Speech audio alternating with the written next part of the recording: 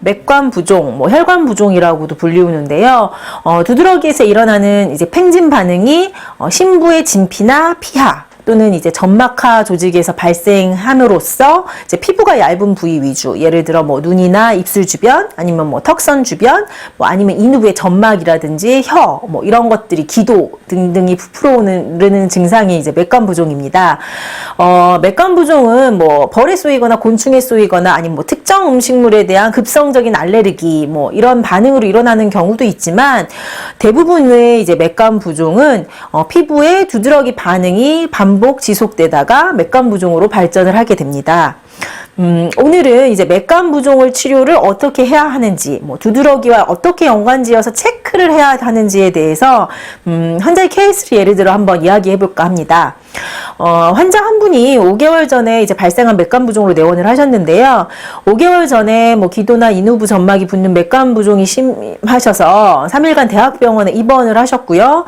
그 이후에도 반복적으로 입술이나 얼굴에 이제 부종, 맥관 부종이 나타난다고 하셨습니다.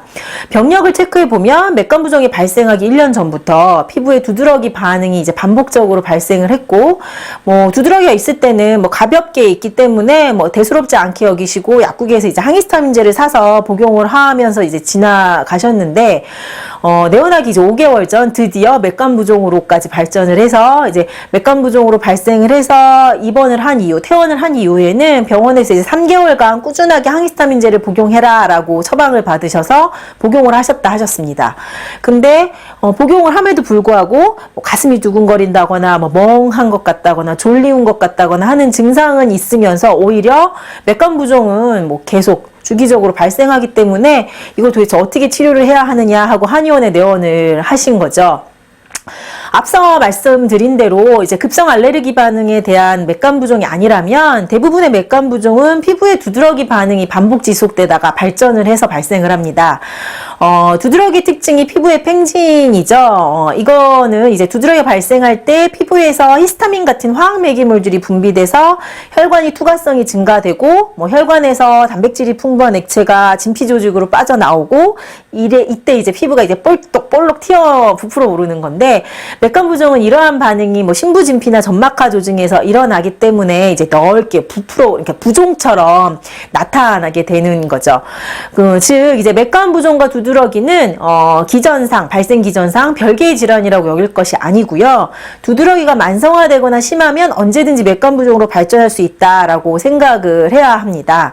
보통 이제 두드러기가 나타나면 항히스타민제만 복용하시면서 이제 금방 가라앉고 하니까 크게 대수롭지 않게 여기시지만, 두드러기가 반복된다면 그리고 장기화된다면 언제 맥관 부종으로 발전할 수도 있다라고 생각을 하시고 발전 전에 방치하지 마시고 적극적인 치료가 필요합니다. 반드시. 그리고 치료를 할 때는 체크해야 될 점이 여러 개가 있는데요. 이제 두드러기는 이제 보통은 수일 간격 아니면 매일 발생해서 비교적 발생 간격이 짧기 때문에 이제 예후를 판정하기 쉽죠. 반면 이제 맥관 부종은 최소 며칠 혹은 이제 몇 주나 몇 달 간격으로도 발생을 하기 때문에 두드러기에 비해 치료가 잘 되고 있는지 어쩐지에 대해서 예후를 체크하기가 어려운데, 예후를 체크할 때는 맥관 부종이 발생하는지 체크하는 것도 중요하지만요. 두드러기가 발생 간격이 이제 길어지는지 늘어나는지, 그리고 두드러기 부위나 개수가 적어지는지 등을 이제 보면서 두드러기가 양호해질 때 맥관 부종도 호전이 되고 있다라고 생각하시면 됩니다.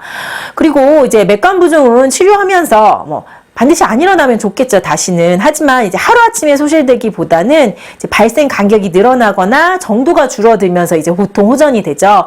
예를 들어 이제 눈과 얼굴이 다 부었는데 눈꺼풀만 약간 부었다든지, 아니면 이제 발생 간격이 2주에 한 번 생겼는데 3주에 한 번 생기고 4주에 한 번 생겼는지, 이런 식으로 이제 예후를 판정을 해야 되기 때문에 맥관 부종이 발생하는 범위나 정도가 어느 정도인지 세세하게 이제 생활 체크를 하면서 예후를 예후를 판정해야 합니다.